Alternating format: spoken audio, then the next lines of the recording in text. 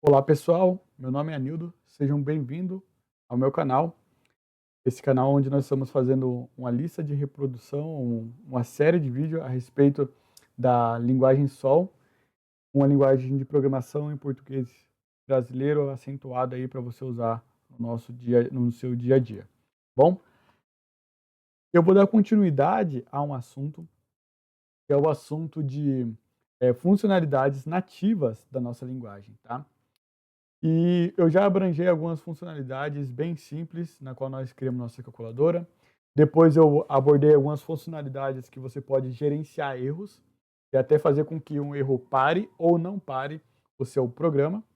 E agora eu quero falar sobre essas funcionalidades aqui, que você pode pegar uma parte do código e executar depois, ou você pode pegar uma parte do código e armazenar em outro arquivo para você poder fazer separação dos seus módulos aí, do seu código e não ficar tudo em um arquivo só. E como é que nós fazemos isso? Bom, primeiramente eu quero mostrar a função que nós chamamos de carregue, tá? E por que carregue? Porque ela carrega um trecho de código, tá bom? Então eu vou criar uma variável aqui chamada trecho de código, tá? E essa variável, ela vai rodar aqui dentro, um exiba olá mundo, tá bom? Entre aspas duplas aqui, olá mundo. É isso que nosso trecho de código vai armazenar. E eu posso, então, pegar o retorno desse carregue e vamos ver o que ele retorna? Vamos lá. Exiba retorno. Para ver o que ele está retornando para a gente. Vamos ver?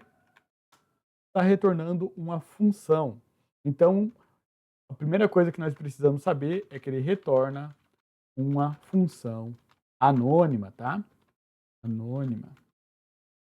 E o que essa função anônima faz? Vamos ver?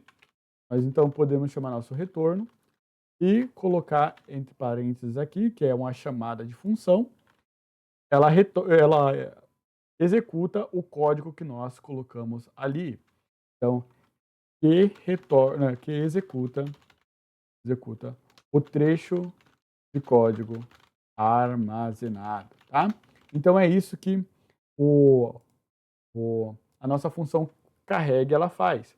Se você simplesmente armazenar na sua variável retorno aqui, ela não vai executar. Ela só executa quando você faz essa chamada aqui. O interessante é o seguinte, que você pode dizer que seu trecho de código, você pode fazer uma mistura aqui, né? Você pode colocar, por exemplo, início do seu exiba. E esse início do exiba é isso aqui, ó. Exiba assim e assim, por exemplo. Ou vou trocar as aspas assim, que é para ficar igual ali de baixo. Então, exiba, aí você começa os parênteses e para por aqui. Aí você pode dizer que sua mensagem, ela tá aqui, né? E aí você vai colocar sua mensagem. Então, nós criamos uma variável onde nós armazenamos a mensagem. E aí a gente pode colocar fim exiba. E aí, quando eu faço isso, veja que interessante. Eu fecho as minhas aspas e fecho meus parênteses. E aqui dentro do trecho de código, eu concateno tudo. Eu digo que isso é exiba, início exiba, mensagem, fim exiba. Fim exiba. Pronto. E se eu faço isso, eu posso rodar e tá lá a minha mensagem, certo? Então, se eu quiser colocar nome aqui e colocar Anildo, por exemplo, e aqui na minha mensagem eu colocar o meu nome e passar aqui, olha que interessante, vai rodar, não vai aparecer Anildo, por mais que eu estou passando uma variável aqui. Então você pode montar trechos do código, tá? Você não precisa colocar o seu código inteiro, você pode montar vários trechos de código. E aí você vai montando, montando, montando, até que você consiga até fazer um, um código que gera outro código, né? É bem interessante isso aqui.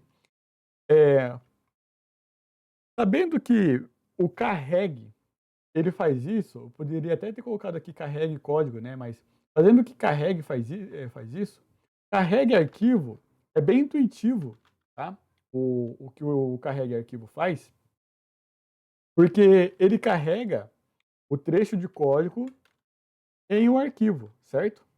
É isso que ele faz.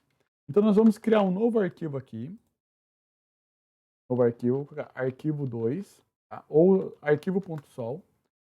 Vou passar o diretório desse arquivo para minha função carrega arquivo.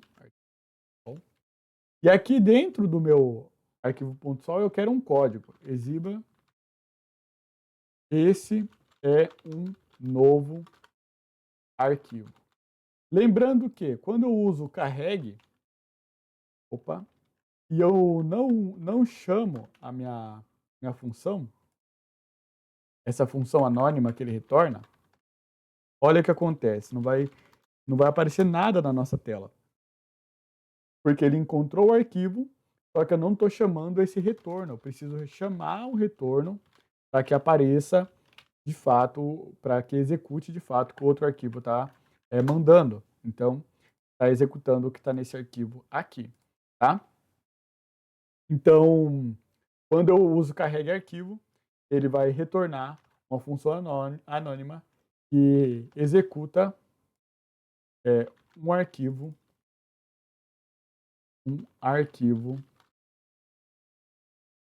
com código armazenado, tá? É isso aqui o que a nossa funcionalidade ela faz, a nossa funcionalidade de carregue arquivo.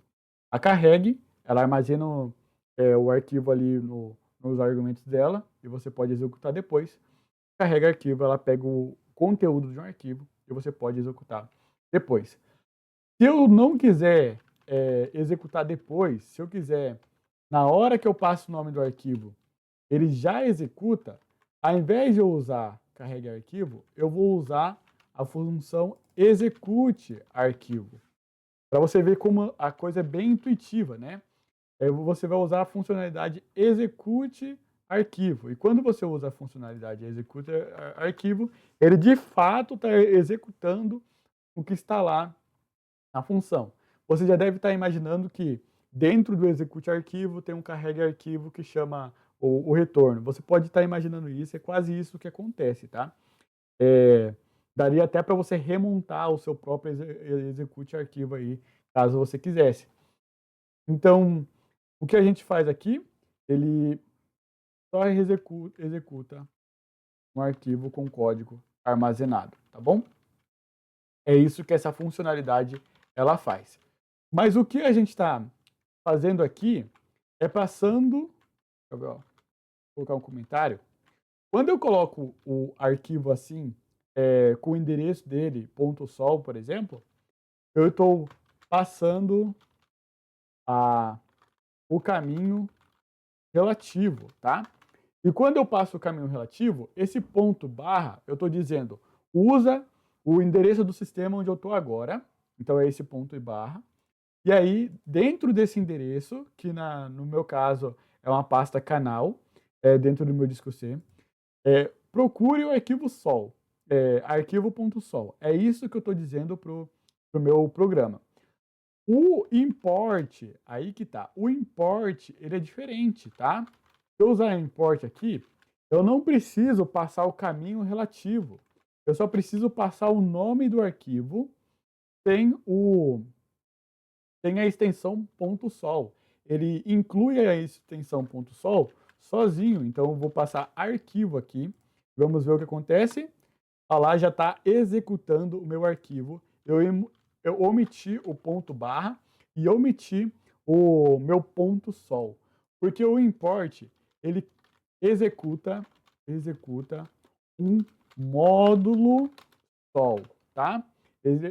Quando nós estamos trabalhando com import, e nós omitimos o caminho relativo e o ponto sol, porque tudo que você está passando para ele, ele vai incluir o ponto sol sozinho e ele está deduzindo que lá dentro daquele arquivo tem um trecho que é um arquivo, que é um trecho com código sol, tá bom? Agora, uma coisa que eu só vou colocar aqui, ó, executa um módulo, tá? Eu vou chamar de módulo, porque ao invés de arquivo, eu vou chamar módulo, um arquivo armazenado. Uma coisa que eu preciso que vocês entendam, isso aqui é muito confuso, tá, gente? Muito confuso no começo, muito confuso no começo. Presta atenção, assiste algumas vezes, tá? Vou até colocar a funcionalidade aqui de novo. Aqui executa um arquivo, o de baixo execute um módulo. Para você entender uma coisa, tá? Aqui em cima eu preciso do ponto e barra, porque é um, um caminho relativo. Aqui embaixo eu não preciso do ponto barra, porque não é um caminho relativo.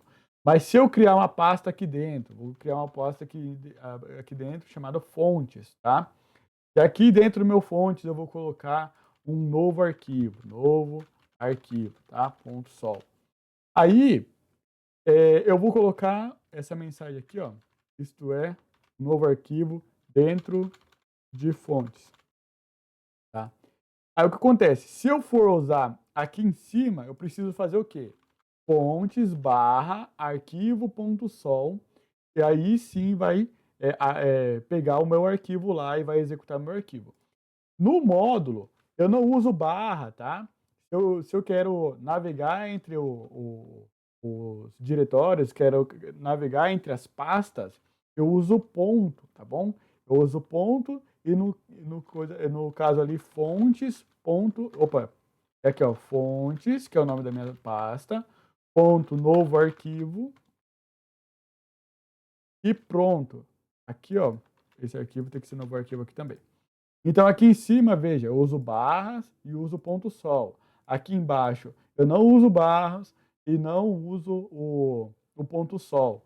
E os dois vão conseguir executar o que está lá no arquivo, tá? Então, para que serve essa diferença, tá?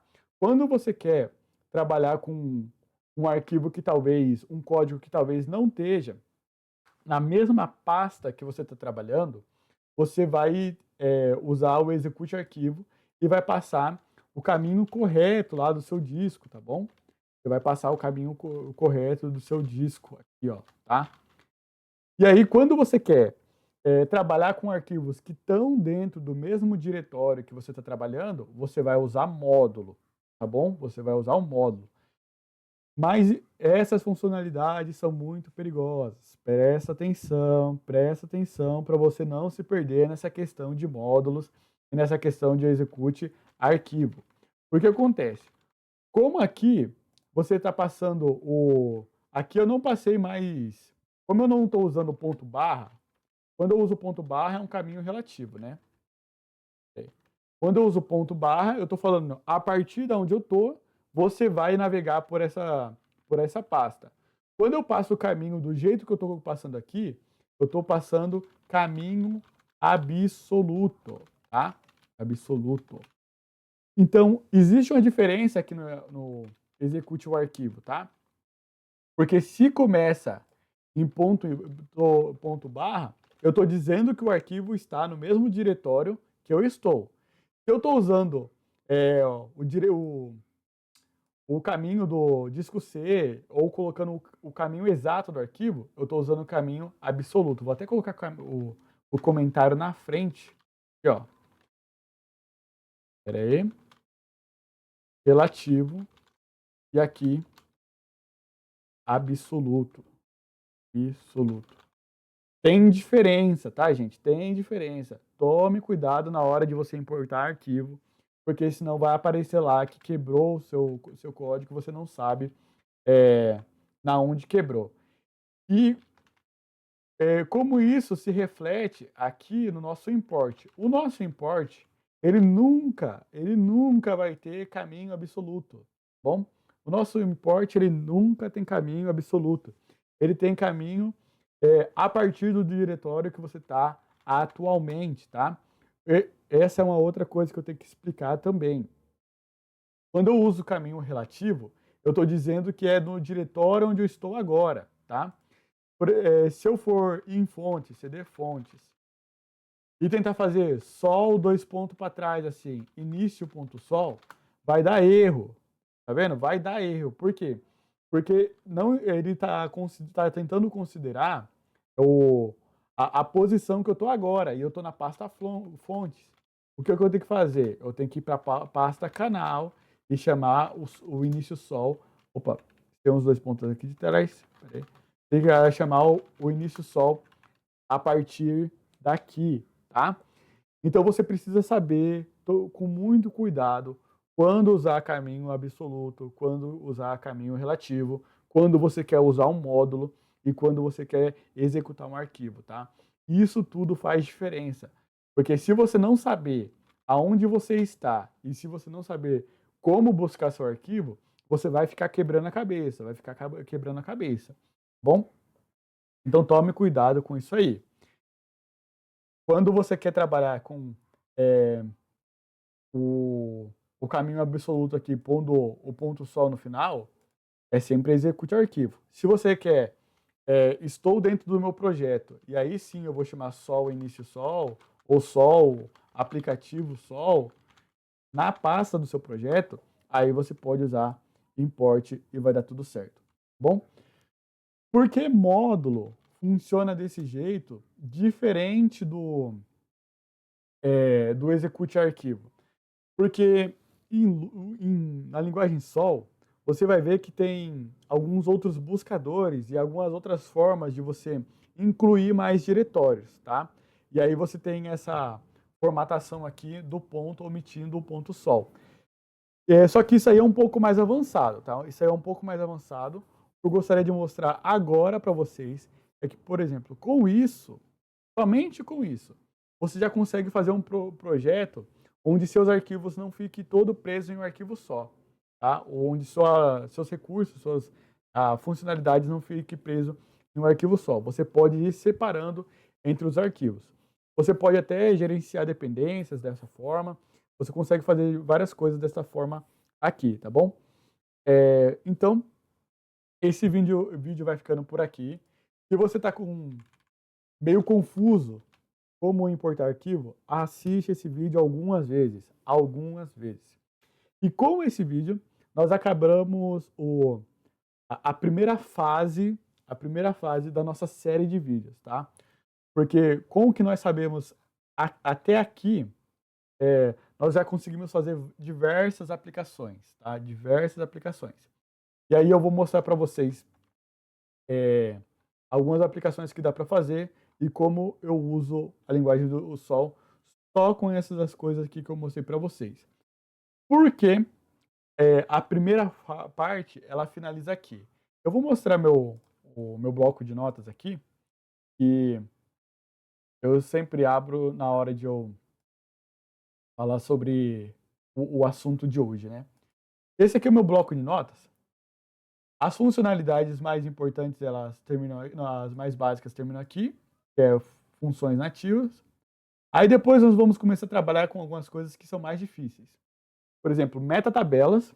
Metatabelas é o que chega mais perto de orientação a objetos da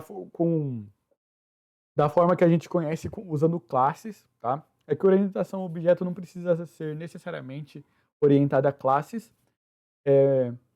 Então, aqui na nossa linguagem, o que nós chega mais perto de ser parecido com classes são as metatabelas, tá bom?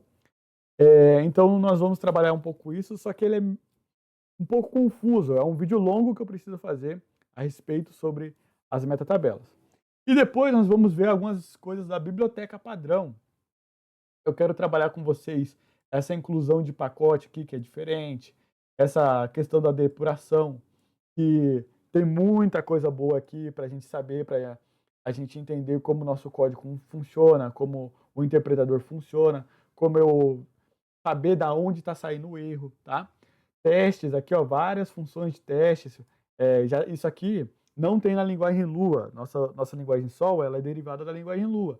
Essa biblioteca teste eu incluí, tá? Não existe na linguagem Lua, mas existe aqui na nossa biblioteca, na nossa linguagem teste. Tem a biblioteca de texto, a biblioteca de tabela, terminal. Se vocês repararam, eu só ensinei entrada de dados por argumento. Só que eu vou ensinar, por exemplo, rapidinho aqui, tá? Esse aqui é o plus para quem ficou até aqui no vídeo, tá bom? Se eu quiser usar o terminal aqui para exibir alguma coisa, eu preciso fazer assim, ó. Entrada de dados é igual ao terminal, leia. Aí meu terminal vai ler o que está sendo dito, tá? Só vou colocar aqui, ó. Tem até uma outra função que é terminal escreva, tá? Então meu terminal vai escrever o quê? Digite alguma coisa e dê enter, vou colocar assim, tá?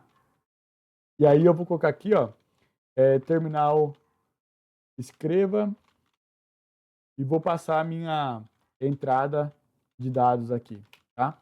Feito isso, olha lá, digite alguma coisa, dê enter, alguma coisa. Olha lá, exibiu alguma coisa. Então, é assim que se faz entrada de dados pelo terminal. Eu não mostrei isso antes porque essa entrada de dados ela faz parte de um módulo, tá? Então, daqui para frente, o que nós iremos estudar é módulo. É módulo e o último, mais avançado lá, é como usar a nossa outra linguagem, a linguagem NLD, para fazer funções de mais baixo nível, tá? Mas a partir daqui serão só módulos da nossa biblioteca padrão. As funcionalidades que vêm com a linguagem, que baixando o interpretador você consegue acessar, eu já mostrei todas nessa série de vídeos que eu fiz aí para vocês. Bom, então até mais, obrigado por assistir o vídeo até aqui.